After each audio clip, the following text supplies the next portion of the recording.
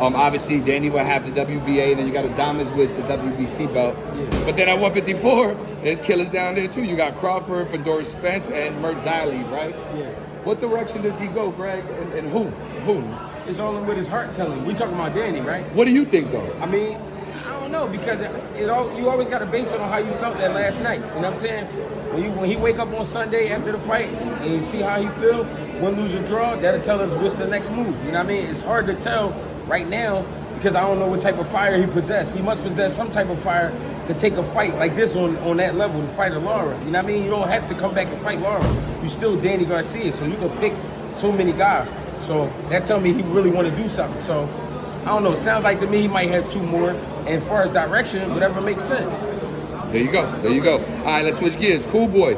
We haven't seen him since the Inoue fight. Yeah. What do you think we can expect different, especially now that he's at 126? I mean, the demeanor tells me strictly business. You know what I mean? He's not coming to play. He's not really giving up too much. I think that's smart on his behalf because from what we last saw is only how we can judge him. You know what I'm saying? He took a tough loss, but to a great fighter. So is there still something there left? I believe so.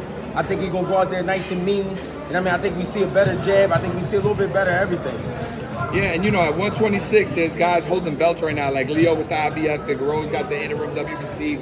These are guys that Steph beat before, right? Yeah. So he wins this fight. Would you like to see him back in the ring with one of those two guys? And what route should he go? What do you think? The thing about Cool Boy, right? Every fight gonna be an exciting fight. So it don't matter to me. You know what I mean? Whether it's a rematch or it's somebody new. It don't matter. It's gonna be a great fight. That's what he give out. He give out great energy in his fights. Win, lose, or draw. There you go. All right, last guy on that Philly list, I wanted to talk to you about Boots, right? Yeah. So at 147, he just got mandated to fight a guy he already beat. Yeah. And I hope I don't mispronounce his name too bad, but Chukhadzian, I want to say is how you pronounce his name.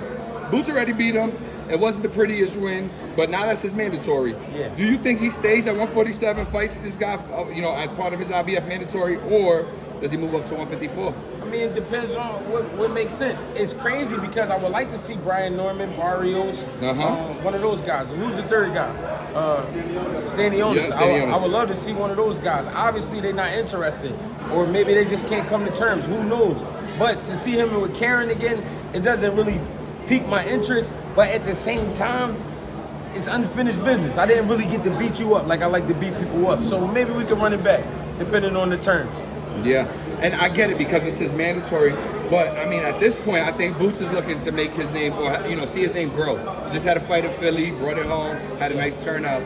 Do you think that takes away from that ability? Does that take him 2 steps back? Does the average boxing fan want to see him fight one of those guys, or like you said, Norman, Stanionis, Barrios?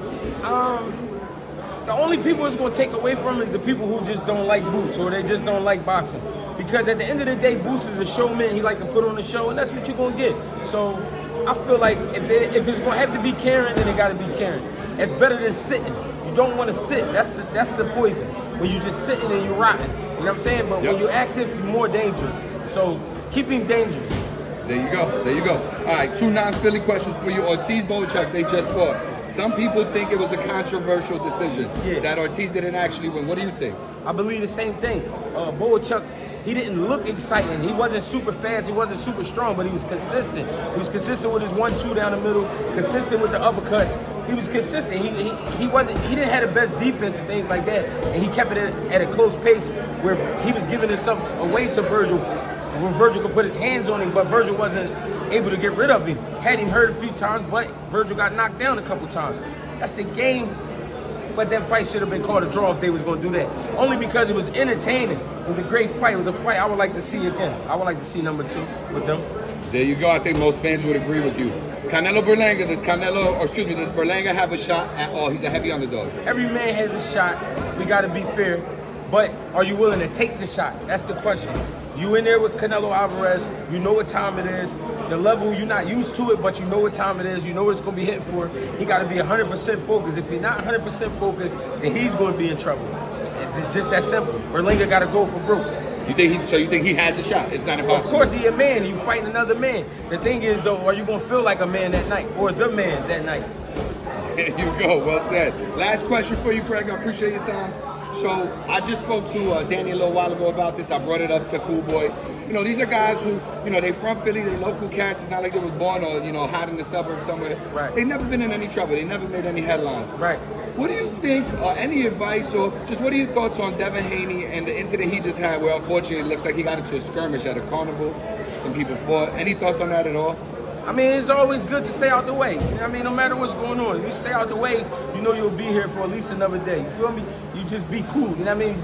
Things can turn real bad. And I know it's easier said than done because people play around these days. They say a lot of crazy stuff out their mouth. But then you got to look at the person and you got to really weigh yourself up versus that person in the fight. Is it worth it right now? I could punch on this man, but am I going to get paid for it? You know what I mean? So you got to stay out the way. Philly is tough. You got to stay out the way because things could escalate drastically, super fast. You know what I'm saying? So you got to stay out the way. But, it is what it is. They young men, they got to learn from life. You know what I mean? Got to learn from incidents like this. Sorry that it's that way, but they still are men, and it get like that, get physical sometimes. But you gotta be careful too, because you got people out here looking to attack your pockets and things like that. You know what I mean? So just be cool, stay out the way. You don't gotta be. He didn't have to be at the carnival. He could have had the carnival come to him if he wanted. He never had. Let's be real.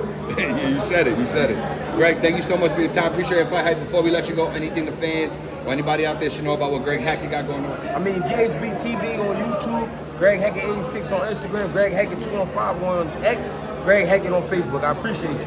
Yes, sir. Fight Hype. We out. Yes, Peace. sir.